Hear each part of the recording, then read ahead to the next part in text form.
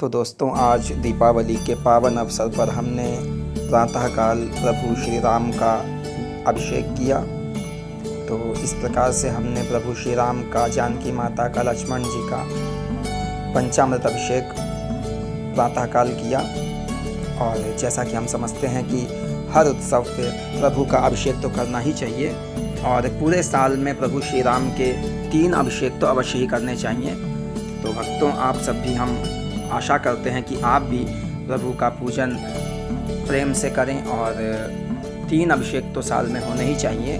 प्रथम तो प्रभु श्री राम के जन्म पर, रामनवमी पे उनका जन्म अभिषेक, दूसरा दशहरा पर प्रभु का विजय अभिषेक, और तीसरा दीपावली पे उनका राज्याभिषेक। तो इस प्रकार से पंचामृत से, शुद्ध जल से हमने प्रभु को अभिषेक कराया।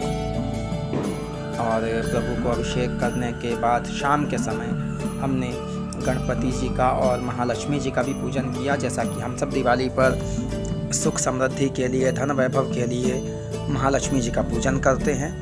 तो इस प्रकार से हमने भी माता महालक्ष्मी का पूजन किया। उनको हमने सर्वप्रथम तिलक समर्पित किया, पुष्प समर्पित किए, और इस प्रकार से दीप आदि जलाकर और मिष्ठान आदि का भोग लगाकर हमने गणपति महाराज का और महालक्ष्मी जी का पूजन किया।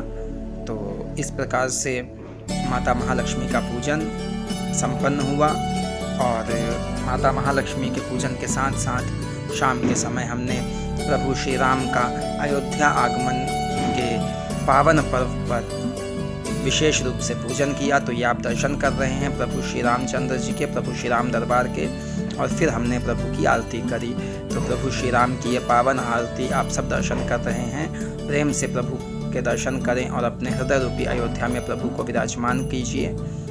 और इस प्रकार से प्रभु श्री राम की आरती करने के बाद फिर हमने माता महालक्ष्मी और भगवान गणेश जी की भी आरती करी। तो इस प्रकार से गणपति महाराज की आरती और माता महालक्ष्मी की आरती हमने करी।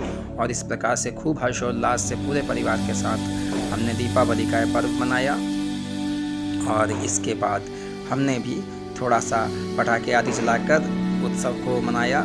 तो आप सबको दीपावली की खूब खूब शुभकामनाएं।